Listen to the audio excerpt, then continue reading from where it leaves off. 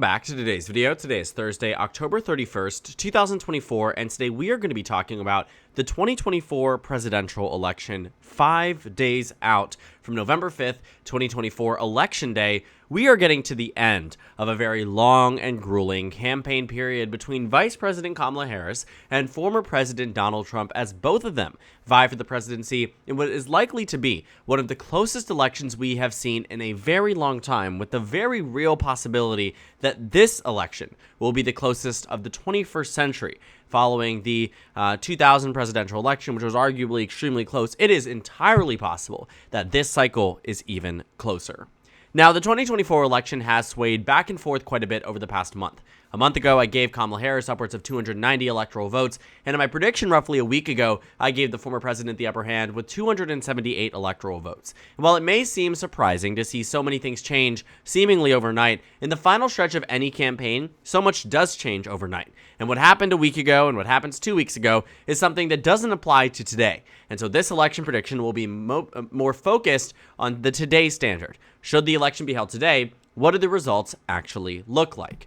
Now, if you're new to this channel or new to any election predictions, you might not know what a safe state is. But if you're someone who watches these routinely, you know exactly what it is. Essentially, these are states that are going to be decided by margins of 15 points or more, meaning both sides of the aisle don't need to look at these states as a point of consideration or concern for the upcoming election. Both candidates on the Republican and Democratic side are going to win all of these states regardless of what they say or do in the final stretch of the campaign period, ultimately meaning that these states, generally speaking, move in the way that we expect them to, with no real shockers almost ever.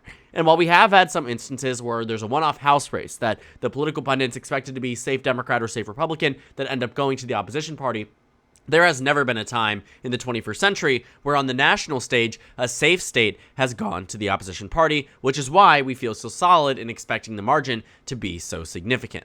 But don't get confused or misguided by the 250 remaining electoral votes that aren't considered to be safe states. There absolutely are states that get on the border of being safe states that tell us that at the end of the day, we know one side of the aisle is going to win these states, but the margin just isn't there. Maybe sometimes Republicans or Democrats have a maximum in terms of what the margin can be, even though the outcome is exactly the same every single time.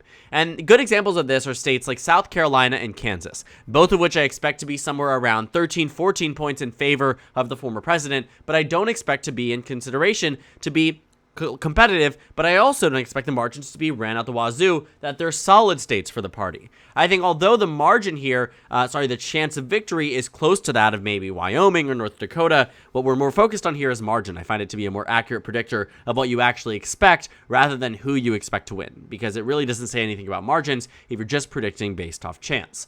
The next state I would characterize as a likely state is the state of Alaska. At this point, the former president has always been in pretty strong standing in the state. His lowest point was when he was winning the state by 4 to 6 points. He seemingly has moved it back up to 8 to 10 points across the state. Pretty significant, though, that it's roughly in line of 2020 margins, if not better, for Kamala Harris. That's also a good sign for Representative Mary Peltola, the Democrat from Alaska seeking re-election. And so, as of right now, Alaska, Kansas, and South Carolina are the likely Republican states that we have characterized thus far. But also, too, Donald Trump has his own set of likely states that aren't going to be bordering on the edge of 12, 13, 14-point margins, but these are states that are previously more competitive, that have moved over into the Democratic and Republican columns in a way that have made them sort of unwinnable for the opposition party. And these are states like Iowa and Ohio, that although in 2012 both went to Obama, same thing in 2008, that in 2016 flipped to Donald Trump, and in 2020 Biden's campaign invested tens of millions of dollars in the state, they never ended up shifting. Iowa shifted by a point to the left. Ohio shifted by 0.1 to the left. I mean, generally speaking, we were working with an environment in 2020 where a lot of other states did, in fact, shift in a way that was positive for Joe Biden's campaign. But it wasn't really that positive in Iowa and Ohio, and it told us a lot about where we should characterize these states. And so, as of right now, these are states that are going to be likely red. Now, Ohio, Iowa, Kansas, South Carolina, and Alaska. 2 states that you might think about and say, okay, what are the consequences of this nationally? And although I wouldn't say there's anything that's really substantial enough to say this makes or breaks the election, it absolutely adds padding to Donald Trump, and padding that didn't always exist for Republicans in elections prior to Donald Trump's candidacy, right? Mitt Romney lost some of these states. He invested in some of these states. Now these are states Republicans can rely on, which means the Donald Trump campaign can shore up some of their other states that are now likely that were lean in my previous predictions. States like Florida, which at one point in time I had it lean. I did think that Kamala Harris could make up the margin, looking like she was going to expand on some of the areas that Biden did. She would do better in Florida, slightly better compared to what the projections were saying, but slightly worse than Biden actually, but better in North Carolina, potentially better in Georgia. What we found since then is the numbers have walked it back. A lot of the early voting data in Florida, which typically skews very much Republican because older voters in the state have always voted by mail. It's an interesting, caveat to our traditional expectation for vote by mail standards. But Florida, still going to be a likely red state. South Carolina's already in there. But Florida right now, 30 electoral votes, really does boost Donald Trump up to a pretty strong position. Now, that puts him at 178 electoral votes. If you're wondering there are any more likely red states, to not waste too much time talking about the states that aren't as competitive. Maine's 2nd congressional district. Maine and Nebraska are 2 states in the union, the only states that vote by congressional district. So Maine's 2nd, voting from the rest of the state. You'll see in a moment that I'll characterize Maine at large as a likely blue state. Maine's 2nd goes to Donald Trump. And then the next state I would characterize thus far, at least really on the edge of being likely, potentially lean, is Texas. In my last prediction, I said that I expected Donald Trump to win here by roughly 6 to 7 points. I'd narrow it to 5 to 6 points. I think that Ted Cruz is still going to win that Senate race, but Colin Alred is going to come so exceptionally close. A lot of last-minute momentum that could really help his candidacy. We've seen Colin Alred in polls now generally outrun the vice president by 4, 5, 6 points. That could make or break the race. That could be really good for Democrats in the Senate race. It just doesn't help that Kamala Harris isn't doing better than Biden in Texas as of right now, but roughly running on par with him of the 2020 election. And so that skyrockets Donald Trump and J.D. Vance to 219 electoral votes. Let's move into the likely Democratic states. I already told you Maine at large, combination of the 1st and 2nd district and how they vote, just based on margin. That's where we end up. Minnesota is Governor Tim Walz's home state. He's going to do well there. Virginia, neither party is really investing much, though you do see Donald Trump going to Virginia and New Mexico. We'll talk about that in another video as I get into my final set of analysis videos. Hopefully I'll get it out tonight. I know it's late in the evening. I apologize for the late upload, but hopefully I get it out today, if not tomorrow. But New Mexico, Colorado, Virginia, Minnesota, New Hampshire, all states that the Trump team would love to have, the Harris team guaranteed to have. And so these states I expect to be margins anywhere fluctuating between 5 to 12%. Colorado might be more than 12%, but I don't expect it to really be that much further. Again, the lack of investments from the National Democratic Party is something that does matter in this cycle. It contributed to the massive victories for Biden in 2020. But again, when the Biden campaign was spending tens of millions of dollars across the states that I just characterized, and now the Harris campaign is spending close to none, that makes a difference. Even though that margin is set up there, that in theory it could be improved upon, it can be improved upon with the right investments, with the right time, with the right energy, with the right enthusiasm. And sure, the enthusiasm there, the money isn't, the ground game isn't, the volunteer work isn't. So right now, these states going to be pretty locked in for the Democratic Party, but not enough to say definitively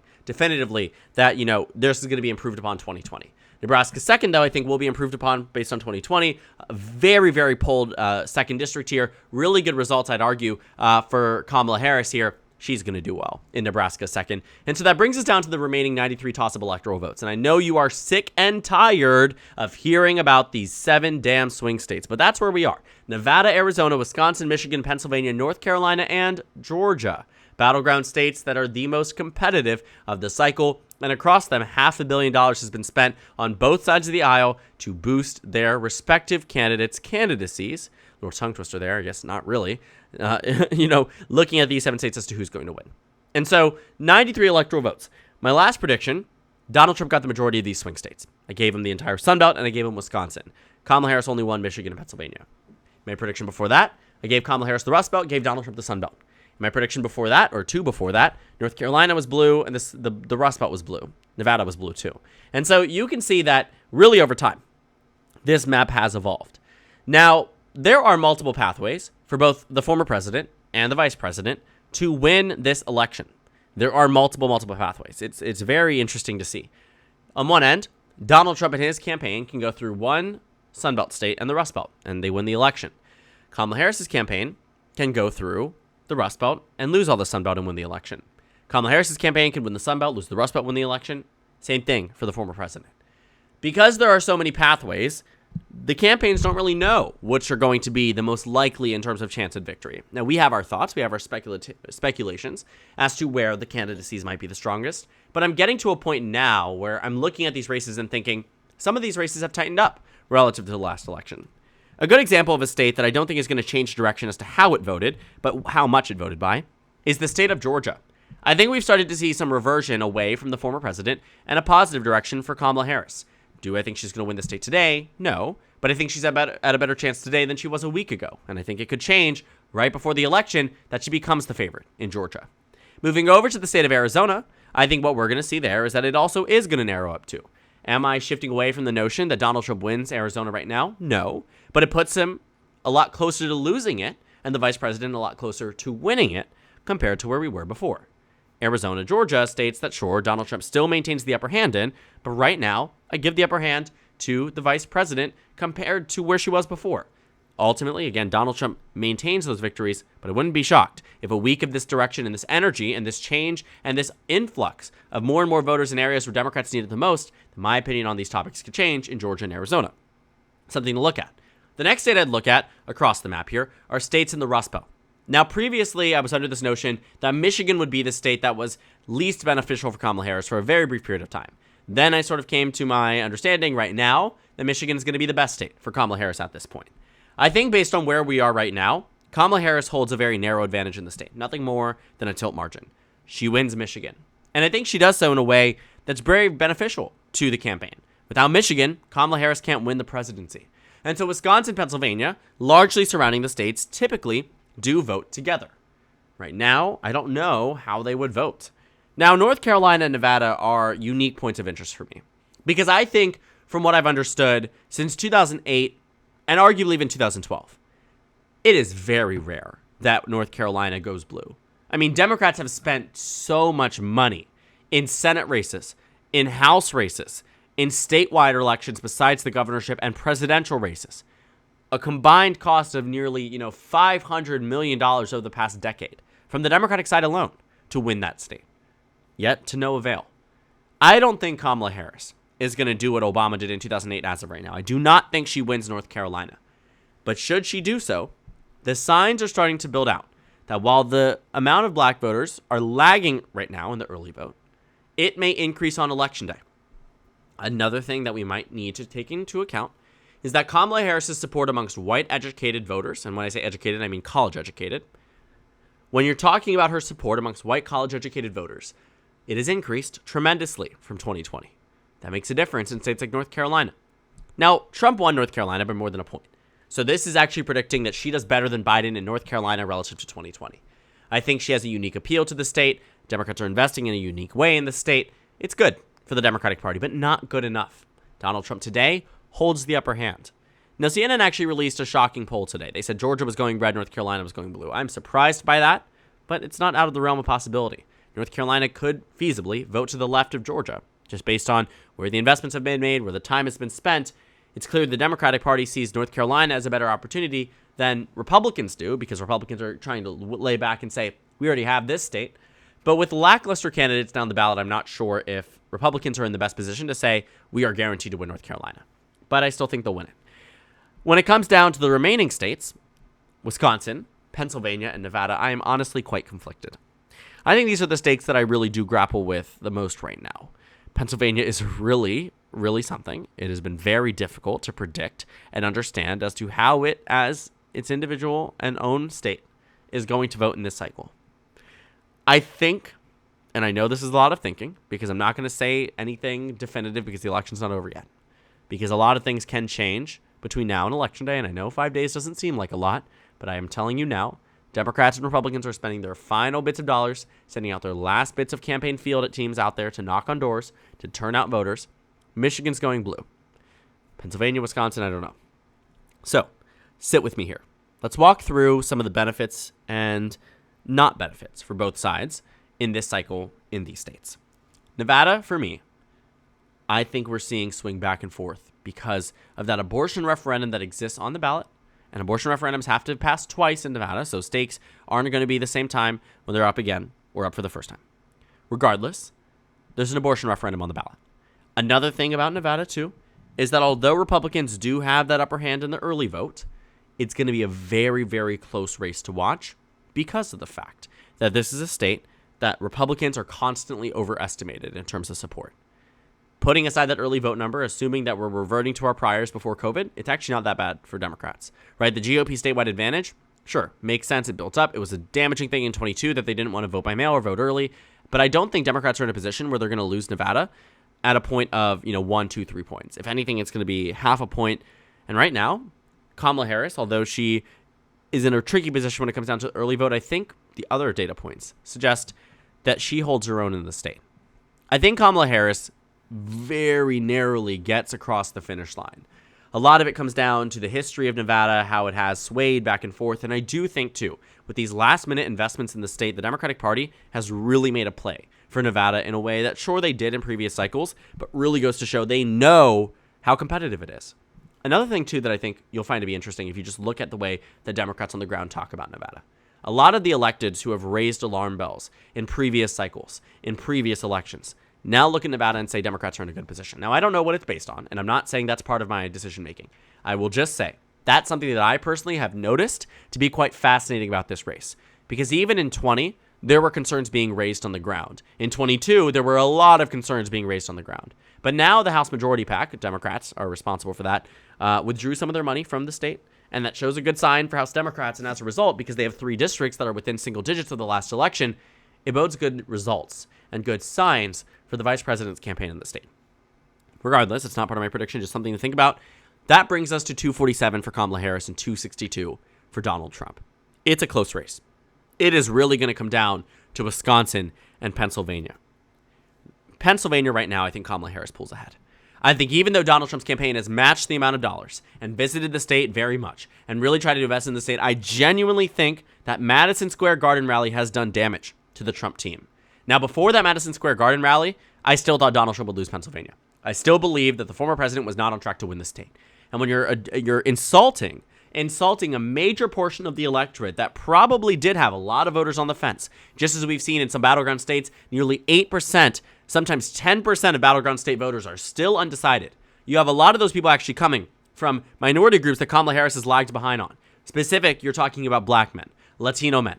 When you are talking about what happened at Madison Square Garden, you are going to see that there are voters out there, and you can see them that are being interviewed talking about it, even people like Nikki Jam. And I know that's such a unique instance and particular example, but he was on stage with Donald Trump. He endorsed Donald Trump. He went out there, advocated for him, just withdrew his endorsement because of those comments made surrounding Puerto Rico. And so I think those are serious things that make a difference in an election that's bound to be decided by 10,000 votes. Bound to be decided by 10,000 votes or less. And so in Pennsylvania right now, Kamala Harris, I think, based on all the other data points that led me to believe she would win it a week ago, combined with these new factors, I think she wins the state. But is it enough? The answer, a resounding no. Both candidates at a very close position, 266 for Kamala Harris, 262 for Donald Trump. In recent movements, in recent polls, Kamala Harris has grown an advantage in Wisconsin, an advantage that did not exist a week ago, combined with the fact that we are seeing on-track higher turnout in the Milwaukee area that could rival that of the 2020 election. Why does that matter? Milwaukee was the reason Wisconsin turned blue in 2020. Assuming the turnout holds, because this is an election that is talking about if it's held today, and assuming these new data points are correct, the result here says that Kamala Harris has a really narrow advantage in the state. Narrowed enough that I think it's much closer to toss-up than it is to a 1-point victory for Kamala Harris. But in around a week, we've gone from Donald Trump winning the election to Kamala Harris winning the election. Sounds shocking, but just the nature of this close race. It is really, really interesting when you break it down, but it's something that I think is just going to be standard. That it's going to be interesting on every single basis. There will be documentaries as to how this election was won or lost. There's going to be an autopsy for both parties in reflection. How do we win or how do we lose this election? It's going to be quite interesting if you ask me, because everything is so interesting about this race. This has never been a more fascinating race to cover at a more exciting time, and yet so close. Even 2020 felt like a thrill for me because it was the first presidential election I was covering, but the result was known. The result was known for March 2020, everybody. We knew that, right? We knew that Trump was never going to win the election. And although he came close, close ain't good enough. And in an election like this one, it's much closer. As someone who covered both, 2020 felt a whole lot different than 2024. As someone who has been talking about and thinking about elections since 2012, 2016, it doesn't feel like that either. This election, Democrats know it's close. Republicans know it's close. And everything is coming down to what is being said in this final 2 weeks. Maybe there was no October surprise. In about 2 hours, we'll get past October and there won't be. And maybe it will be long perceived as the Madison Square Garden moment should Donald Trump lose Pennsylvania by 4,000 votes. I don't know. That could be where we're at. But as of right now, Kamala Harris and Tim Walz, I think, hold the very, very, very faintest advantage at 276. And Donald Trump and J.D. Vance at 262. A flip that I think Democrats are going to welcome, but one that I don't think they should celebrate because it puts them in just as close to the position as they were a week ago. Even if the result is different, the chances of victory remain largely the same, even if Kamala Harris has improved just a little bit. So thank you guys so much for watching this video. Make sure to comment down suggestions below. Subscribe on the left if you haven't already, and check out the Instagram and Twitter. At the top left of the screen, there's also a Discord server for you to go ahead and join. On the screen, there's a video you can watch, and then a playlist for my 2024 presidential election analysis videos. Again, thank you guys so much for watching, and I will see you all later today.